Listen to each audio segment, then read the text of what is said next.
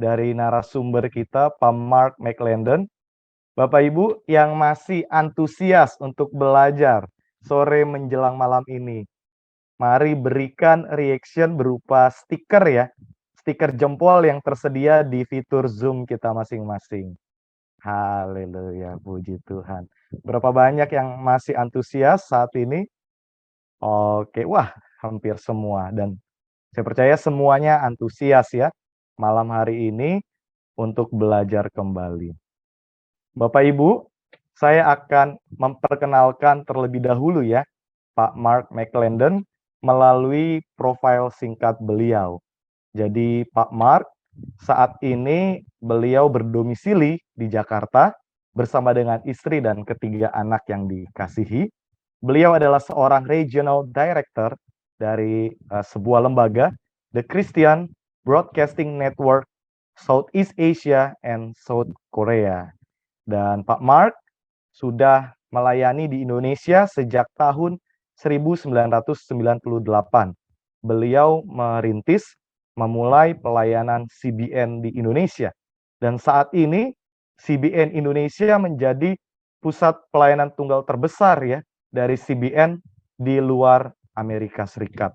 CBN Indonesia pelayanan yang bergerak di bidang digital media telah memproduksi berbagai program atau konten kontekstual yang telah mengudara di jaringan televisi nasional serta jaringan kabel di seluruh kepulauan Indonesia dengan 20 juta pemirsa siaran serta hampir 70 juta streaming ya secara online. Dan ini diupdate pada tahun 2018. Saat ini CBN Indonesia telah bermitra dengan lebih dari 7.100 gereja lokal di 70 kota. CBN memberdayakan, menginspirasi, dan memperlengkapi gereja lokal untuk menjadi garam dan terang dalam komunitas dan memenangkan setiap bagian tubuh Kristus untuk secara aktif terlibat dan memuridkan generasi berikutnya. Pak Mark McClendon juga mempelopori pelayanan Operation Blessing Indonesia atau yang dikenal juga dengan nama Obor Berkat Indonesia, sebuah organisasi kemanusiaan dan bantuan bencana Kristen di Indonesia.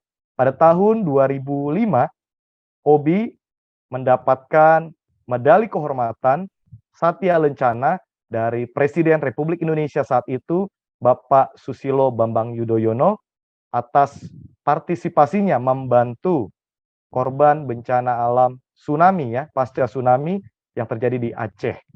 Nah, demikian Bapak Ibu profil singkat ya dari narasumber kita pada sore menjelang malam hari ini.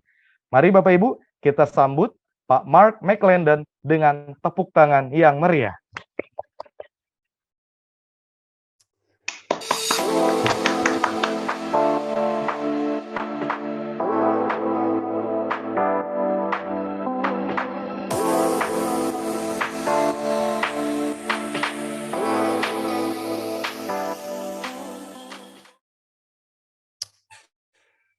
Oke, selamat malam semua. Tuhan Yesus memberkati. Mendengar perkenalan yang begitu heboh, saya bersyukur bahwa memang kerendahan hati adalah salah satu kelebihan saya.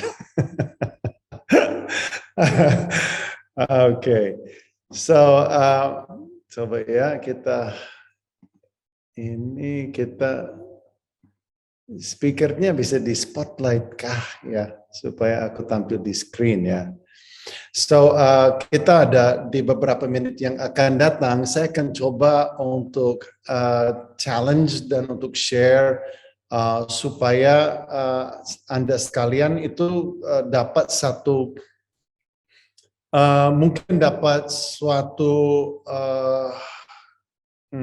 perubahan berpikir, satu hal yang baru, satu bahan baku untuk merenung, untuk membantu Anda untuk mengasah strategi, untuk berpikir secara strategis melihat ke depan. Itu sebenarnya tujuannya. Namun saya tidak terlepas daripada lembaga pelayanan CBN dan Obor Berkat Indonesia. Itu memang adalah kehidupan saya sejak kami dirikan di tahun 1999 yang lalu. Jadi itu adalah kendaraan untuk melayani yang Tuhan anugerahkan, dan itu melalui pelayanan CBN adalah fokus. Jadi studi kasus pun malam hari ini saya ambil dari CBN. Saya berharap sebenarnya dari peserta bahwa tidak melihat kepada hal ini. Maksudnya saya tidak mau promosikan, ini adalah workshop. Tujuannya adalah memperlengkapi Anda untuk melihat bagaimana media dan teknologi bisa mempercepat gereja Tuhan supaya bisa melalui pendidikan bisa membawa dampak yang luar biasa di generasi kita dan di masa depan. Jadi bukan mempromosikan CBN atau OB. Jadi saya berharap juga nanti di dalam Q&A, di dalam diskusi dan tanya jawab, saya benar-benar berharap sekali bahwa pertanyaannya tidak pada bagaimana kami bisa kerjasama dengan OB, atau bagaimana kami bisa dapatkan produknya CBN, bagaimana kami bisa dapatkan apa yang tadi diceritakan itu, misalnya PAUD dan sebagainya. Karena tujuannya bukan itu sih gampang sekali. Tujuannya adalah supaya Anda berpikir strategis, Anda berpikir secara berbeda. Oke, so dengan itu saya akan langsung share screen, dan saya akan langsung masuk di dalam materi, karena ini kita kejar waktu. Sebelumnya, bolehkah kita berdoa bersama? Bapa di surga, terima kasih bahwa di dalam 30 menit ke depan, waktu yang sangat singkat, namun Tuhan kami berdoa, kerajaan-Mu datanglah, kehendak-Mu jadi. Biarlah Tuhan ada pikiran yang strategis, pikiran yang diurapi, itu mendarat dalam hati kami. Taruh saringan ilahi di mulut hamba-Mu. Biarlah Tuhan kami mendengar malam hari ini apa yang Engkau bicara. Dan biar hari ini kami diperlengkapi untuk menjadi yang terbaik di generasi kita, di generasi kami. Terima kasih ya Tuhan, kami serahkan waktu ini dalam nama Yesus. Amen. Saya senang dengan judul daripada konferensi ini, karena disebut the technology and societal disruption and its impact on future education. And we are in an era of disruption. Kami hidup di era disruption, di mana segala sesuatu is being disrupted by technology and through technology. And gereja itu punya kecenderungan datang terlambat, bergerak terlambat, melihat tren dulu, menyimak dulu, berdoa berpuasa, dan waktu pada akhirnya dia ambil langkah, dunia sudah jauh lagi di depan. Nah, ini adalah kita-kita yang ikut di konferensi ini. Saya berharap Anda itu seperti dipasang roket ya, di dalam pengertian, di dalam pola processing, thinking, strategizing, chewing, supaya Anda ini benar-benar menjadi mover, jadi shaker, jadi mesin penggerak gereja Tuhan kepada masa yang jauh lebih baik. Saya percaya sekali bahwa gereja memang inilah waktunya kita bangkit dan menang. Ya, bukan waktu kita ciut dan menjadi gereja sisa atau gereja remnant. So sedikit pelayanan CBN, kita benar-benar percaya bahwa amanat agung itu adalah misi dan visi, dan itu adalah mandat yang Tuhan berikan kepada kami. Secara khusus melalui media siaran, media online, memang CBN, kalau Anda kenal CBN, dari dulu powernya di situ dan fokus di situ. Power karena fokus di situ. Dan kemudian kami mengalami proses di mana ada banyak sekali hal terjadi. Salah satu adalah waktu saya dirikan pelayanan CBN di Myanmar. Saya puluhan kali, saya hampir 60 kali bolak-balik ke Myanmar dan waktu hanya 4 tahun. Dan mendirikan pelayanan CBN di sana, menjalankan rodanya. Dan salah satu hal yang Tuhan bukakan bagi saya dan bicara kepada saya di Myanmar adalah bahwa kami bukan jawaban. Yayasan, lembaga tidak mungkin menjadi jawaban, dalam arti kata komunitas lokal. Yang bisa menjadi jawaban dalam komunitas lokal adalah gereja. Karena gereja memang ada di komunitas dan committed kepada komunitas itu. Jadi seharusnya yayasan seperti kami, pelayanan seperti kami, melayani gereja, dan waktu kami lakukan itu, maka sesungguhnya kami melaksanakan amanat agung bersama dengan tubuh Kristus. Ya, kami memperlengkapi, kami melayani, menginspirasi gereja lokal untuk melakukan apa yang dia lakukan yang terbaik, yaitu membuat murid, gitu. Dan jadi itu adalah pendewasaan daripada misi visi kami. Kemudian fokusnya lagi adalah pada next gen, karena siapa yang layak menjadi murid, yang paling mudah menjadi murid adalah next gen, ya. Dan kemudian bagaimana cara next gen bisa dimuridkan dengan cara yang paling mutakhir, yang paling komplit, yang paling mendarat, yang paling membentuk dia, pasti pendidikan. Jadi ini adalah jejak kami menuju kepada titik ini. Ini kira-kira adalah pelayanan kami sekarang di lapisan atas. Kita lihat, oh ini adalah produk siaran TV seperti Solusi, Super You, Superbook. Kami siarkan setiap minggu sekarang. Tetapi Jawaban Channel sudah bertumbuh menjadi 1,1 juta subscriber, ya, dan growing. Kemudian kami lihat di barisan yang kedua, ini curriculum based disciple making media. Ini adalah media di mana kami katakan no. Ini adalah untuk kami menolong setiap gereja lokal untuk membuat murid. Nah, karena itu kami membangun di lapisan yang ketiga itu jaringan gereja melalui sinoda. Kami punya MOU dengan puluhan sinoda gereja dan ribuan gereja lokal. Dan kami melayani, memperlengkapi, menginspirasi. Ada hampir 60 fasilitator CBN yang ada tersebar di kota-kota yang kerjaan mereka adalah fully supporting local churches. Dan apa yang kami kerjakan secara menyeluruh, kami tidak pungut pembayaran. Karena menurut kami melayani atau kami menjual. Kami harus pilih antara kedua. If we're selling, we're not serving. And so if we're selling, we're salesmen. If we're serving, we're a minister. Jadi dengan cara seperti itu Tuhan buka segala pintu. Dan tentu kami punya obor berkat atau Operation Blessing International dengan semua kemanusiaan di barisan kedua itu juga mengalir nanti dalam konteks melalui gereja lokal dan sampai kepada kemudian atau bersama dengan gereja lokal, mitra-mitra gereja di dalam komunitas yang sama yang sedang dimuridkan menjadi murid Kristus. So ini cuma gambaran besarnya. Nah ini CBN Ministry, saya mau Anda bayangkan bahwa kita hilangkan CBN dulu ya. Sekarang kita ganti, ini adalah gereja Tuhan. This is not CBN anymore. This is about the church. Saya percaya sekali bahwa inilah gereja. Gereja melaksanakan amanat agung. Gereja harus lakukan itu online, ya, di dunia yang digital.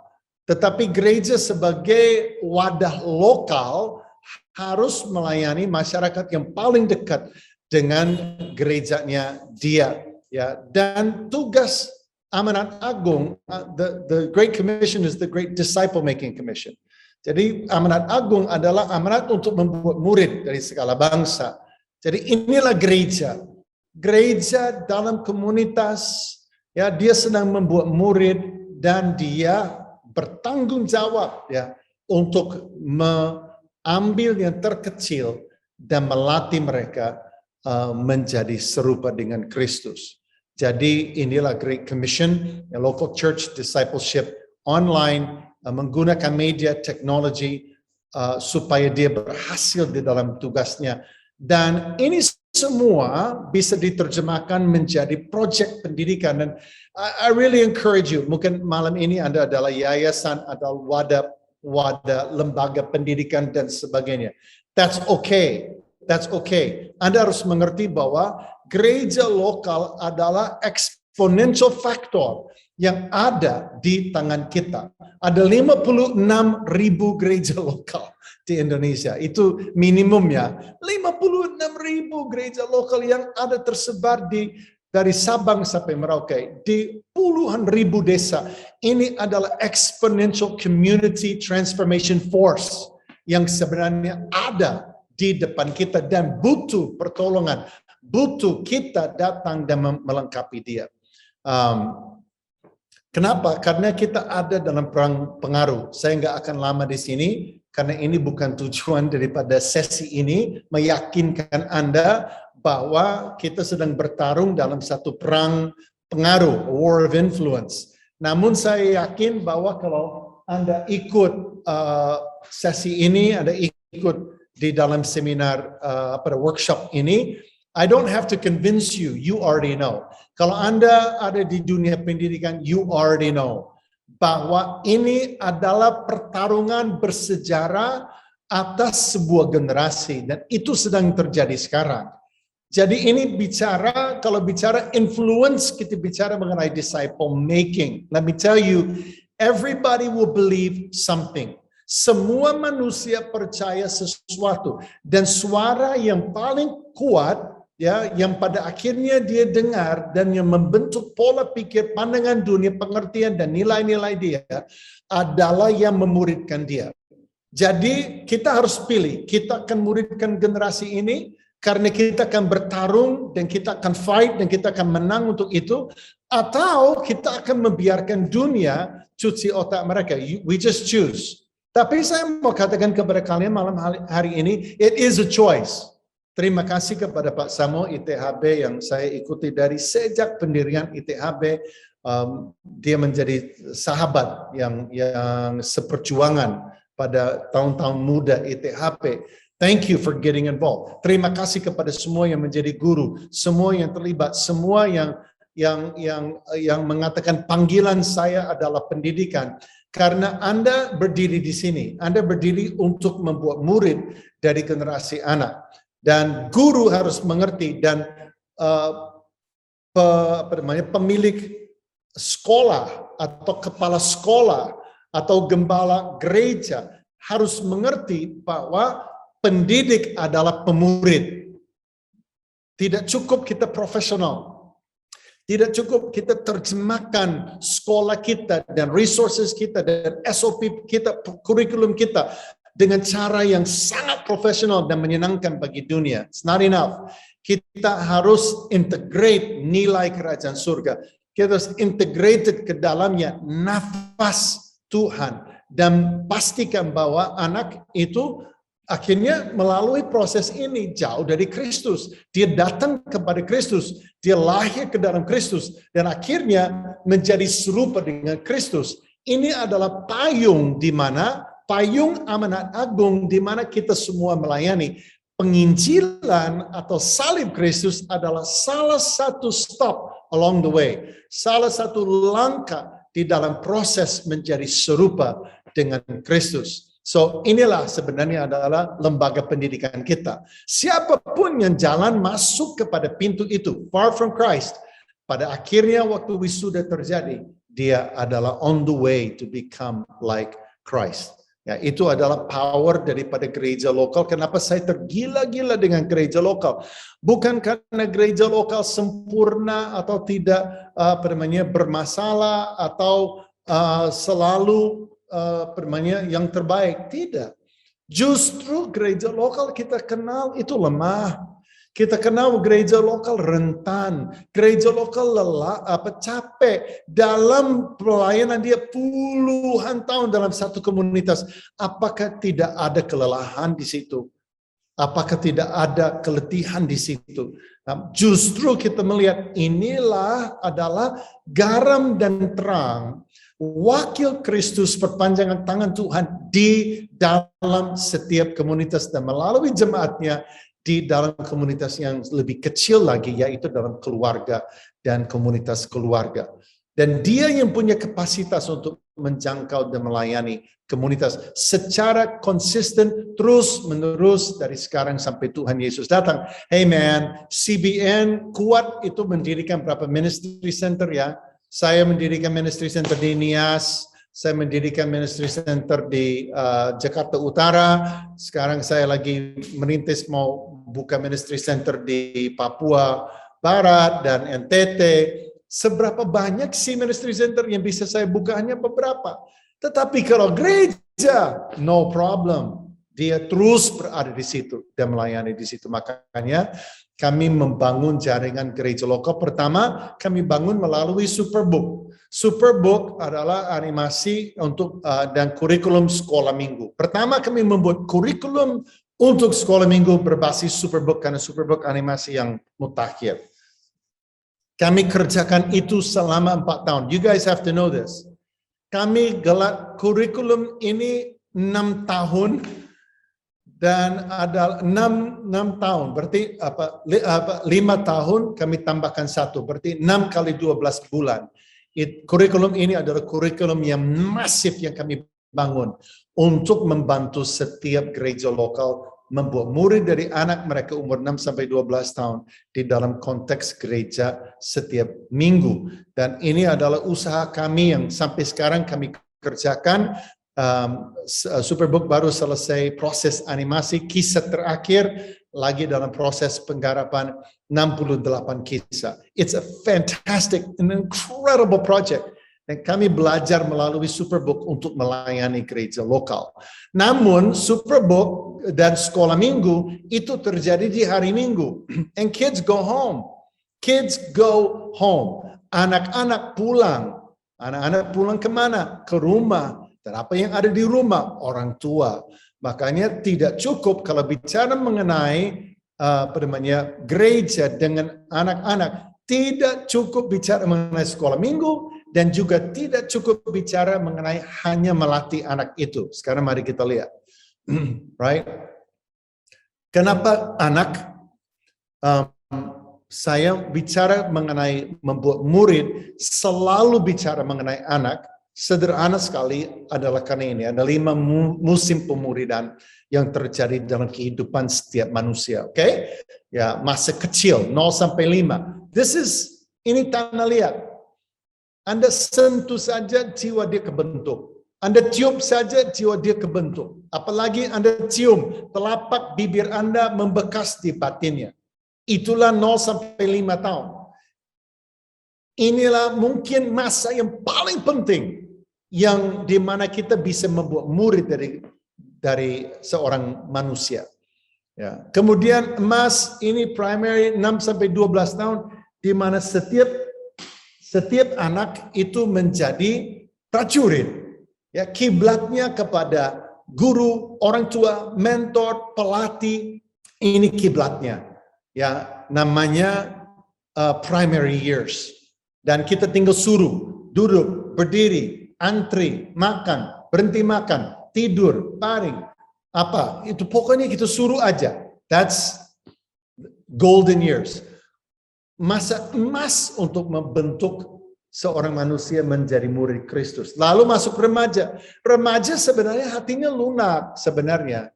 Dia di pra remaja masuk akil balik itu dia sedang mencari sukunya. Dia sedang mencari saya where do I belong? Who am I di komunitas ini? Jadi dia sedang mencari, dia hunting, dia memburu. Makanya gereja pusing membuat murid dari generasi remaja kalau dia tidak punya cara untuk bawa mereka menjadikan gereja mereka adalah komunitasnya. Makanya dia pada akhirnya dia menjadi pemburu mereka. Ya, masuk dalam kegiatan, masuk di dalam komunitas-komunitas mereka, mengejar mereka. Hati mereka lunak, tapi pada mirip-mirip menggiring kucing. Ya, menggiring kucing. Menggiring kucing, bayangin aja pusingnya seperti apa. Ya, tapi kita masuk dewasa muda, itu hati manusia sudah bertembaga. Jadi umur 19 sampai 34, inilah masa di mana manusia itu seperti tembaga. Bisa dibentuk tapi dipanasin dulu, digembleng, pakai palu, pakai apa, pakai acara, pakai retret, bawa pembicara yang terbaik, yang urapan Tuhan, pujian penyembahan mengalir, kita penumpangkan tangan, lawan mereka, counseling, bisa berubah tapi it's not easy. Udah tembaga, susah berubah tapi bisa berubah. Apalagi dewasa 35 ke atas, udah kaum besi itu. Umur 35 manusia sulit sekali untuk berubah. Bisa nggak berubah? Ya dengan anugerah Tuhan, pertolongan Tuhan, kebaikan Tuhan, tidak ada mustahil bagi Tuhan. Tapi saya jujur dengan Anda, namanya orang umur 35 tahun ke atas, itu besi itu yang keras banget. Ya paling kalau disambar petir, dia bersedia untuk berubah. Ya, kalau tidak itu sulit sekali. Jadi gereja harus mengalokasikan paling banyak resources, paling banyak perhatian, paling banyak dana, paling banyak effort kepada manusia yang paling mudah dimuridkan, yaitu adalah tanah liat, emas, dan perak. Alasan yang kedua adalah ini. Coba Anda perhatikan ini namanya ACEs, Adverse Childhood Experiences. Ini adalah penelitian, bahkan aku lagi bikin The Parenting Project. The Parenting Project sebentar lagi saya ceritakan. Saya membuat di satu modul, saya membuat media khusus mengenai ACEs ini di voice over oleh Yosi Mokalu dan istrinya Aprila. Kenapa? Karena trauma masa kecil, ada 10 kategori trauma masa kecil. Itu kalau Anda mau mengusut akar daripada mesin dosa, pabrik dosa, pelarian, kecanduan, kebejatan orang dewasa, kita ini yang di masa dewasa, kita mau usut akarnya, seringkali kita hampir semuanya ada di umur 0 sampai 17 tahun. Jadi this is why, makanya kalau kita prevention is better than a cure, mencegah jauh lebih baik daripada mengobati. Ya, makanya namanya di dalam pendidikan kita, kalau tidak ada SOP, pengertian mengenai perlindungan anak, juga itu adalah bencana bagi anak-anak yang kita layani. Kita harus pastikan every single educational effort has to have child protection as part of the thought process. Nah, the technology war. Saya langsung lompat saja. Saya mau bicara bagaimana teknologi sekarang yang membekali kita. Kita tahu ya, kita udah tahu bahwa teknologi punya power yang sangat besar. Ya, untuk menyusup, untuk secara perlahan tapi pasti, lambat laun. Apa sih lambat laun? Pernah dipikirin nggak? Itu bahasa Indonesia yang paling aneh. Lambat laun. What the heck is a laun? But anyway, lambat laun, perlahan-lahan itu merubah pola pikir, pandangan dunia, pengertian, nilai-nilai daripada generasi kita, daripada manusia. Kalau Anda belum nonton The Social Dilemma di Netflix, watch The Social Dilemma. Ada satu kutipan yang saya paling suka di Social Dilemma. Dia bilang, if you're not purchasing the product, you are the product. You are the product. And he said, and the slight gradual change in your thinking, in your beliefs, in who you are, is the product. Itu yang sedang dijual. Perubahan kamu, perubahan pola pikir kamu, perubahan nilai-nilai kamu, itulah produknya. Nah, itulah power of technology. Tapi saya percaya gereja bisa tunggangi algoritma yang sama, bisa tunggangi teknologi yang sama untuk kepentingan kerajaan Allah. Dan memang kalau Anda mau, saya nggak ada waktu di Wahyu pasal 14, ayat 14 sampai 16, Anda bisa lihat gambaran itu di Alkitab. Bagaimana antara satelit dengan the cloud, the internet, bagaimana bumi dituai justru dari angkasa, justru melalui the power waktu satelit dan internet diintegrasikan. A very interesting study, that one. So technology delivers. Technology delivers saya baru kemarin, saya berjam-jam dengan satu gereja yang ada di Melbourne. gereja ini punya satu seri pengajaran yang dia sedang kembangkan, dan saya coba untuk tarik mereka untuk melihat kalau mereka lakukan dengan cara yang benar, mereka bisa mengadakan bukan lagi untuk puluhan orang, tetapi untuk ratusan ribu orang. Bukan hanya di Melbourne atau di Sydney, tetapi di Johannesburg dan di Nairobi and in Shanghai and in St. Petersburg. But there's a global desire and need for what they have. Lalu saya bawa mereka untuk lihat bagaimana technology will deliver what they have into the hands of the local church and through the local church. It's so powerful. Jadi kita harus mengerti. Kedua, technology reports results. Kita tahu berhasil dan tidak. Technology helps us to do that. What are the expected outcomes? What are the indicators of success? If you know what the expected outcomes are, you know what your indicators of success are, the technology will help you understand whether or not you are being successful. Anda berhasil dan tidak. Nah, ini dia yang menjadi keuntungan. Kemudian technology accelerates growth.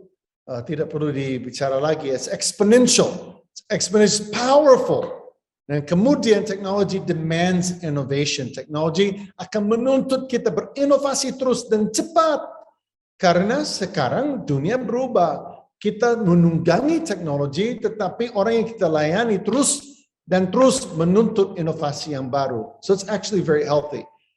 Oke, sekarang aku masuk dalam case tadi. Saya bilang studi kasus karena ini yang sedang saya kerjakan. Super 5 adalah PAUD. Setiap gereja, setiap desa, setiap anak. Oke, ini adalah satu visi di mana kami percaya bahwa melalui gereja lokal kami bisa hadirkan PAUD di ribuan lokasi, di ribuan desa, di ribuan tempat yang tidak ada PAUD sama sekali. Ada listrik, tidak ada listrik, masih kita bisa kerjakan ini. So, mari kita lihat, inilah Super 5, PAUD Super 5. Bernyanyi dan bermain. Pendidikan anak usia dini atau PAUD syarat dengan keceriaan. Tahap edukasi yang dibalut dengan beragam aktivitas bermain ini seolah terkesan tak penting. Padahal pendidikan di rentang usia ini tak boleh dilewatkan. 0 sampai 5 tahun. Itu yang berdampak paling besar pada masa depan. Sayangnya, dari 19 juta anak usia dini, baru 41% yang mendapat akses PAUD. Dari survei CBN di 1.800 gereja, hanya seperempatnya yang telah membuka PAUD. Padahal, gereja memiliki potensi besar untuk memuridkan anak usia dini. Gereja dapat membuka pintu lebar setiap hari untuk turut memuridkan lingkungan sekitarnya.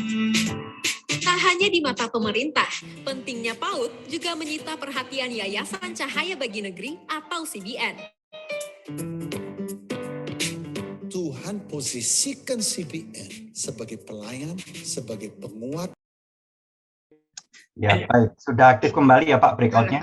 Oh, sudah kembali. Ya, baik Pak Mark, please continue the presentation. Saya ada di workshop A, Pak. Ini kok tiba-tiba ke sini, Pak?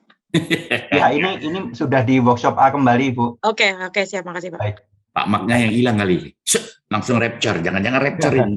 Iya, Pak Mark, apakah sudah bergabung, Pak Mark? Ada, Pak Mark sudah ada. Oh, sudah ya.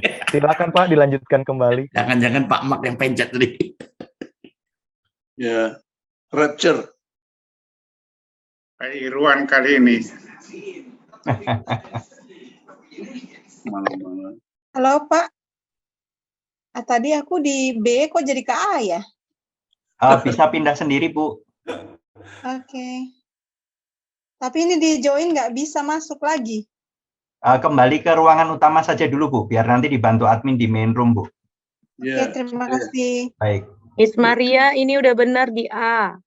Oh iya.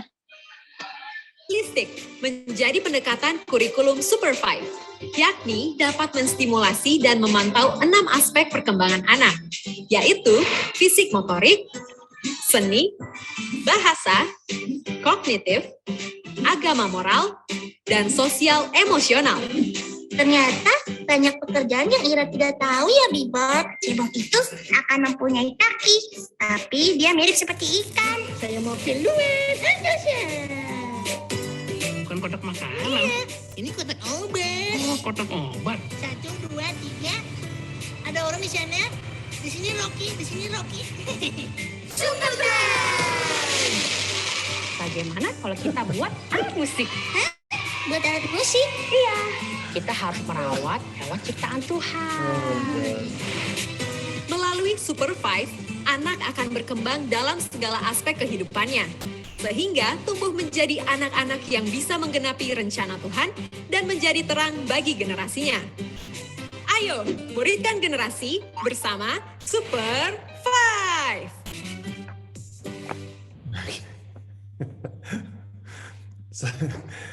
Saya ketawa karena tadi siang sampai sore kerjaan saya cuma QC video Super 5. Aku duduk, aku nonton, lihat mengenai ikan hiu, mengenai kodok, katak.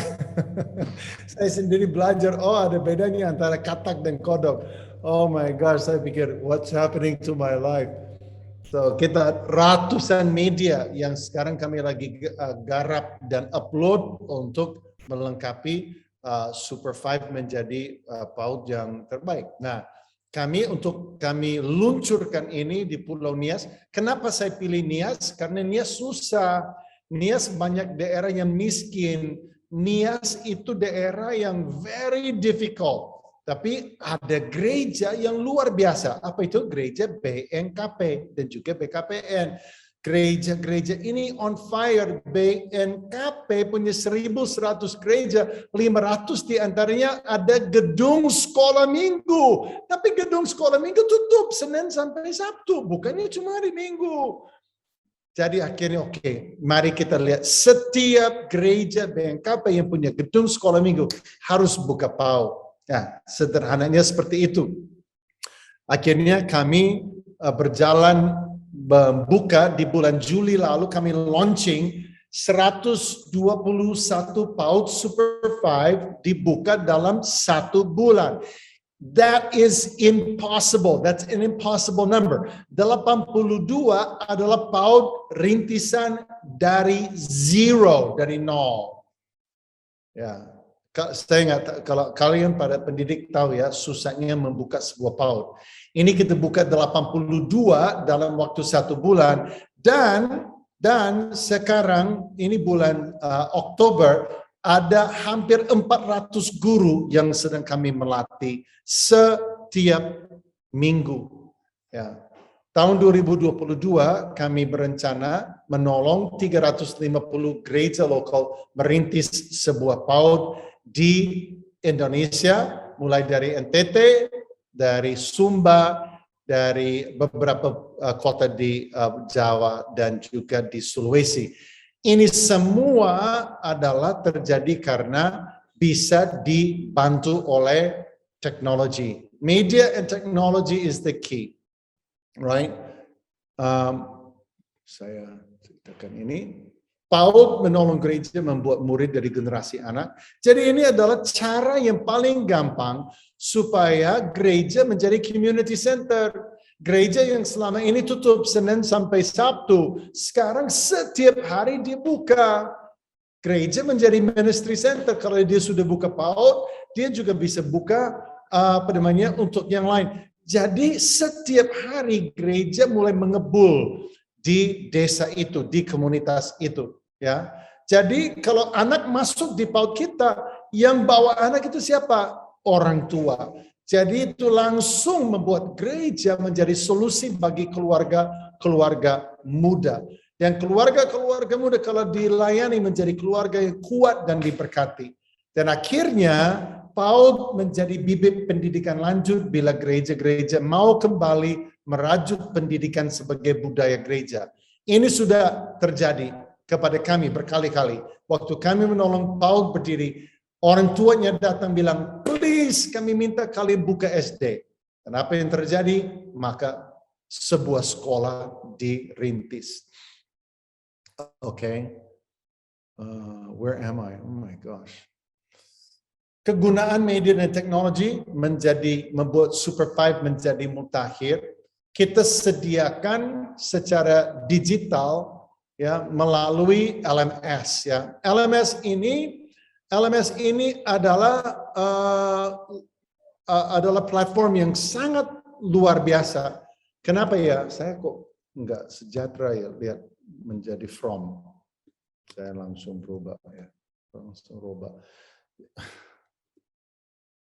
Form. Ya, dia menjadi learning management system yang mengantar semua. Admin sekolah, kurikulum sekolah, media kreatif, evaluasi siswa, pelatihan guru, semuanya digital. Dan saya minta dari tim saya, kita mau buat sedemikian rupa bahwa sebuah gereja lokal sudah tidak lagi ada alasan tidak membuka PAUD. There's no more excuse. Ini sedemikian kami melayani dengan sedemikian lengkapnya. Setiap gereja lokal bisa buka PAUD. Seperti itu kami mau buat. Dan kami yang melatih guru-guru secara konsisten. Kalau tadi malam ada tim dari Super 5 ikut. Ada Ibu Resni, ada Ibu Susana. Ada tim saya yang hebat, luar biasa. Mereka ikut dan mereka on fire ya untuk melatih guru-guru dan mengembangkan media untuk guru-guru supaya bisa mereka belajar terus secara online ataupun hybrid. Nah, kemudian kami dari startup sampai kontrak sampai rolling semua sistemnya online. Ya, tidak lagi ada tanda tangan kontrak yang berhalaman-halaman kirim lewat JNA dan sebagainya. It's all going to be online. Tahun 2022 is completely digital. So this is like super awesome. Dan ini semua terjadi. Kenapa? Karena we can use technology. Sekarang pengembangan yang terbaru untuk tahun 2022 adalah the apps untuk Super 5. Sehingga seperti Netflix, guru bisa mengunduh seluruh kurikulum Super 5 yang dia mau pakai minggu itu di kelasnya dia di tempat terdekat yang ada internet. Ya, dan dia kemudian dengan dia punya HP, dengan dia punya laptop itu sudah sekolah dan dia bisa berjalan dan dia bisa menjalankan sekolah dia setiap hari dengan media resources tanpa dia harus streaming. Itu adalah tahapan yang berikut. Jadi benar-benar setiap gereja, setiap desa dan setiap anak itu sekarang punya akses kepada sebuah PAUD yang luar biasa. Dan kurikulum ini, kurikulum nasional, tetapi dirajut dengan cara ilahi. Yang benar-benar di dalamnya sudah diintegrate seluruh prinsip-prinsip kerajaan Allah, pengajaran yang benar, dan seterusnya. Saya cepat-cepat karena ini waktu saya habis. Nah, jadi akhirnya ini menjadi aset yang kami sediakan untuk gereja lokal karena kami mau supaya gereja lokal dikuatkan, ditolong supaya mereka berhasil menjadikan generasi anak dan keluarga murid Kristus. Jadi di dalam gereja ada sekolah minggu Superbook ya. Ini yang digelar di dalam gereja. Tapi ada juga ini namanya The Parenting Project. The Parenting Project adalah seri 13 modul dengan perjalanannya yang melalui app-nya. Perjalanannya every day is the saat teduh, all the value added media, all the media untuk menurut umur, parenting di umur balita, batita, umur anak, pra remaja, mereka bisa click and play, click and play, click and play. Dan mereka itu bisa bertumbuh, berkembang, dan di dalam gereja ada 13 modul yang menuntun mereka menjadi orang tua yang benar untuk generasi anak ini. Jangan sampai anak kita justru pulang dari sekolah kita yang bagus, dia rusak di rumah. Jadi orang tua harus ditangkap, orang tua harus dibina, dilatih, dan diperlengkapi supaya anak-anak kita waktu mereka dijadikan murid Kristus itu menjadi sesuatu yang indah. Kenapa? di rumah orang tua mereka sudah mengerti dan juga membina anak mereka dengan cara yang mulia dan indah dan sesuai dengan prinsip firman Tuhan. Kemudian ada School of Life, sekarang sudah di 50 lokasi. Ya, ini setelah 3 tahun, tapi kami sedang taruh di LMS yang sama, jadi di portal yang sama. Jadi setiap gereja yang membuka PAUD Super 5 bisa juga dengan guru yang sama membuka School of Life, which is setelah jam sekolah dari gereja, dari sekolah manapun bisa datang ke gereja umur 7 sampai 14 tahun. Di situ dia dapat bimbel, dia dapat kegiatan, dia dapat komunitas, dia dilatih, dan dia dapat dibina, dimuridkan. Dan ini adalah proyek yang besar sekali. Sekarang, kami sudah garap kurikulum tahun pertama, sekarang kurikulum tahun kedua untuk beberapa golongan umur, sedang kami garap juga dengan segala kegiatan dan tuntunan dan pelatihan untuk guru. Jadi kami mau supaya gereja benar-benar, terserah gereja, kalau gereja mau berfungsi di dalam komunitas jadi garam dan terang dan menjadi kehidupan dalam komunitas, dia ada asetnya, dia tinggal buka, dia tinggal jalankan. Kami berdiri untuk menolong dia dan membantu dia. Kemudian ada Super Youth, ini adalah proyek yang belum terwujud, tetapi doa kami mulai tahun depan sudah ada waktu untuk kami fokus, yaitu adalah alat dan membuat murid untuk setiap gereja berhasil mentoring dan memuridkan generasi remajanya.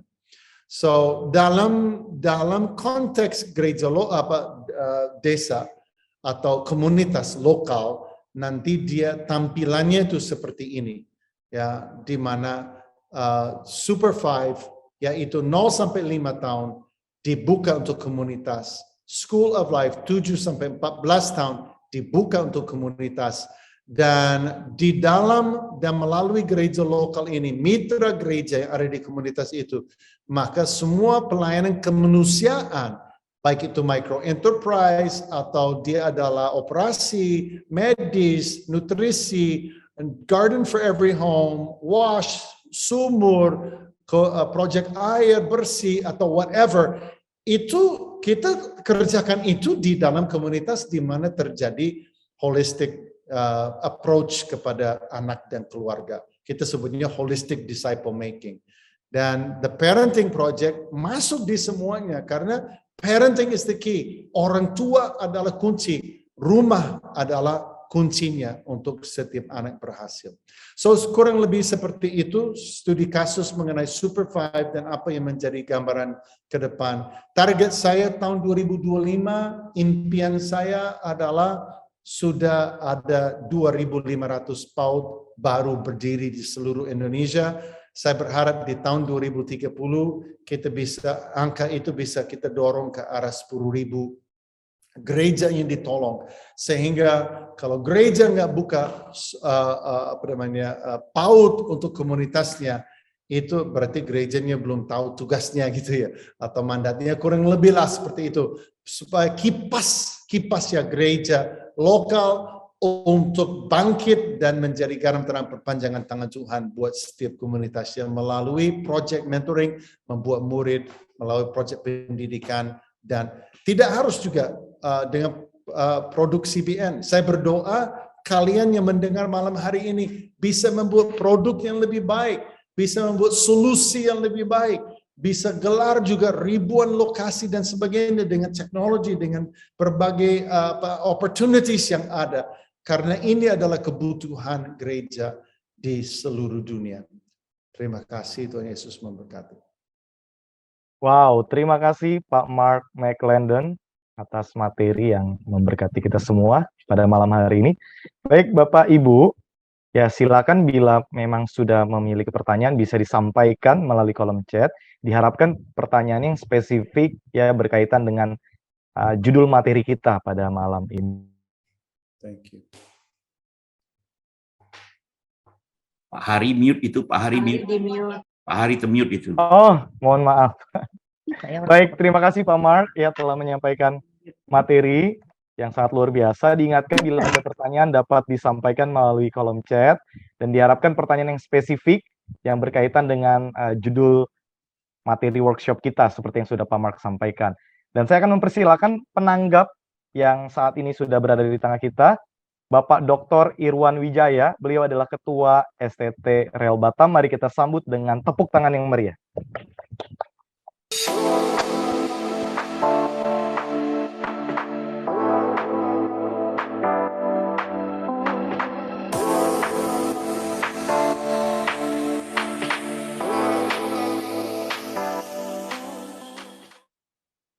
Oke, Shalom, terima kasih Pak Mike. Pak Mark McClendon kayak kemarin malam saya bilang, dia ini lebih Indonesia dari Indonesia ini. Kalau saya agak ganggu sedikit, bule gila ini. Ya, dia naik sepeda dari Jakarta sampai Bali, saudara bisa hitung berapa hari itu.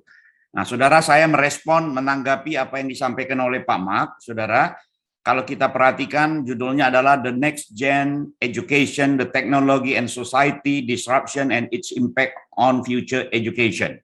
Nah, tadi saya setuju betul dengan perkataan Pak Mek, seringkali gereja selalu terlambat merespon. Satu, karena terlalu hati-hati. Dua, mungkin juga nggak tahu apa yang harus dikerjakan. Nah, untuk itu, saudara, waktu kemarin malam di workshop yang sama, satu orang bertanya apakah pemuritan teknologi ini dipercepat karena COVID juga mempengaruhi. Saya percaya itu juga, makanya saya bilang C19 ini perubahan juga yang dipaksakan, survive or die. Jadi kalau kita nggak gunakan teknologi, saya pikir gereja akan ketinggalan. Nah, saya ingat Pak Mark dan teman-teman, waktu 2016 itu sibuk dengan buku yang berjudul Millennials Kills Everything. Bahkan Stephen Elop waktu itu CEO Nokia, dia bilang we didn't do anything wrong but somehow we lost. Ya, jadi Nokia aja bisa kalah padahal dia penemu handphone pertama. Nah, untuk itu saya sudah menulis dalam satu pertemuan internasional untuk merespon ini, Repositioning Mission in Postmodern Culture.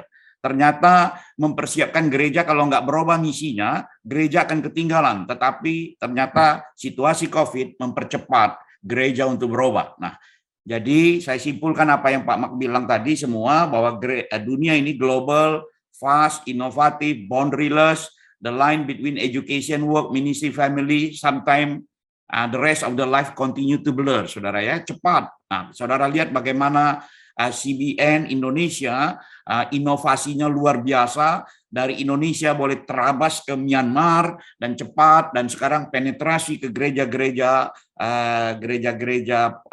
lokal, saudara, seperti BNKP, BKPN yang selama ini tertutup tiba-tiba membuka diri, saudara. Nah, itu karena apa? Karena teknologi. Jadi saya percaya ketika Tuhan menciptakan manusia, saudara, di Kejadian 2 ayat 9, dikatakan lalu Tuhan Allah menumbuhkan berbagai pohon dari bumi yang menarik dan yang baik untuk dimakan buahnya, dan pohon kehidupan di tengah-tengah taman itu, serta pohon pengetahuan tentang yang baik dan yang jahat.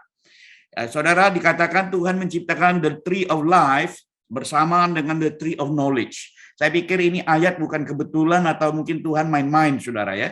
Tapi saya berani percaya yang namanya kehidupan, keselamatan, saudara, itu juga harus diiringi dengan pengetahuan. Jadi sebenarnya gereja, orang percaya juga harus siap, karena kita adalah image-nya dari Tuhan, image Tuhan, saudara, yang pencipta, kepintaran, kecerdasan. Saya percaya gereja juga harus meresponi dengan benar. Makanya tadi Pak Mak simpulkan bahwa why technology, saudara. Teknologi itu mengantarkan segala sesuatu lebih cepat, reportnya lebih cepat, pertumbuhannya juga cepat. Teknologi itu menuntut inovasi, saudara. Nah, tadi saya ambil dari pagi punya itu. Jadi mungkin ke depan akan seperti ini, saudara. Nah, Bapak Ibu ini kasih Tuhan, makanya di CBN dikatakan gereja Tuhan, mereka mau melakukan amanat agung, saudara ya, melalui pendidikan itu melalui gereja lokal, karena gereja lokal adalah gereja komunitas, di mana di situ berkumpul orang sekitar, di situ juga bisa memuridkan. Nah, yang dimuridkan pertama apa, saudara? Generasi muda. Selain generasi muda, saudara yang kasih Tuhan, juga saudara menggunakan teknologi untuk online. Nah, kalau kita perhatikan, ini kita perlu tahu bersama, saudara ya, Di Indonesia ini ada 130 suku yang masih belum terjangkau, dan di Indonesia ada gereja total berdasarkan sensus 2020 itu ada 60.170 gereja lokal. Dan Gereja Bethel Indonesia sendiri bersama dengan Pos PI selama pandemik dan sampai Juli kemarin, Agustus kan sidang MPL, saudara, bahwa GBI itu ada 6.567 dan jemaatnya kurang lebih 3 juta, saudara. Artinya kalau ini semua mau bekerja sama, saudara, untuk menjangkau suku-suku yang belum terjangkau itu dan mendirikan PAUD, seperti yang Pak Mak bilang, wow, saya pikir keren sekali, saudara ya. Pastilah, saudara lihat sensus menunjukkan generasi X, milenial, saudara ya, ini yang akan mendominasi. Jadi saya percaya apa yang dikatakan tadi, saudara meresponi Pak Mak, teknologi, karena generasi berikut ini adalah generasi teknologi. Jadi gereja juga harus menangkap peluang ini supaya anak-anak boleh bertumbuh sesuai dengan zamannya, tetapi juga takut Tuhan. Nah, kalau semua ada PAUD, saudara, saya percaya kantong-kantong Kristen yang sedang digerogoti di 12 kantong ini, itu tentu akan membawa dampak, saudara. Dari masa muda, anak-anak sudah berubah, sampai nanti mereka dewasa, wow, sangat luar biasa, saudara. Dan tentu itu mempengaruhi juga untuk suku-suku yang unengaged. Bapak Ibu harus tahu di Indonesia ini ada 35 unreached people group unengaged. Jadi bukan hanya unreached, saudara. Kalau unreached hanya 130, di dalam 130 suku itu ada 35 yang unengaged. Artinya nggak ada orang yang memikirkan suku ini, mendoakan suku ini, atau gereja yang mengadopsi suku ini. Nah, kalau ada PAUD, saudara, di mana-mana, saya pikir langsung maupun tidak langsung, saudara, akan berdampak. Karena suku-suku ini bukan hanya tempat terpencil atau terabaikan, tapi mereka juga berdampingan hidup dengan gereja. Makanya tadi Pak Mak bilang, 5 tipe pemuritan, mulai dari masa kecil, primary, remaja, dewasa muda, sampai dewasa, saudara, itu level-levelnya. Dan tentu masa kecil dan primary, tanah liat, emas, ini adalah masa penuaian yang paling efektif. Kalau yang sudah dewasa tadi 35 tahun ke atas mungkin dengan cambuk api, dengan petir mungkin, kata Pak Mak, saudara ya, prosesnya panjang. Tetapi ketika dari masa usia kecil, wow, saudara, kalau itu bisa dimenangkan sangat luar biasa. Nah, tentu proses learning ini transfer knowledge, kita belajar dapat dari mana? Dari mentor. Yang remaja, saudara ya, tentu juga dari keluarga-keluarga, ada effective value from nilai-nilai keluarga. Tadi saya pakai ayat, saudara, biar agak sedikit rohani, karena aku lihat Pak Mak nih nggak pakai ayat, saudara. Jadi untuk mengimbangi, kasih ayat dulu. Didiklah orang muda menurut jalan yang patut baginya, maka pada masa tuanya pun ia tidak akan menyimpang. Nah, saudara, ini kasih Tuhan. Sebagai penutup, satu kali Vladimir Lenin, saudara, tokoh komunis ini bilang begini, give us the child for 8 years and it will be Bolshevik forever. Saudara bayangkan, kasih saya anak di bawah dari 0 sampai 8 tahun ini, biar saya didik, kira-kira selamanya mereka akan jadi komunis. Ternyata betul, saudara, dari anak-anaklah kita harus memulainya. Terima kasih, Tuhan Yesus memberkati. Terima kasih Pak Irwan telah memberikan tanggapan atas materi yang telah disampaikan oleh Pak Mark. Ya, Bapak Ibu, ada beberapa pertanyaan yang sudah masuk untuk Pak Mark. Saya simpulkan saja, karena semua pertanyaannya punya kesamaan ya. Mereka bertanya bagaimana caranya bisa join di program Super 5 PAUD tadi dan bagaimana memperoleh materi kurikulumnya. Silakan Pak Mark. Baiklah, itu persis perlawanan ya dengan yang saya minta dari awal ya. Jangan tanya. Namun saya kan juga masa saya gitu ya. Oke, ini ya. Sekarang kita ke www.super5.org. Okay, there you go. So this is Super 5. Sekarang kita di NIAS, tahun depan kita akan buka di beberapa daerah dan untuk beberapa wilayah saja kita akan buka. supaya kami bisa sanggup untuk melayani gereja yang banyak.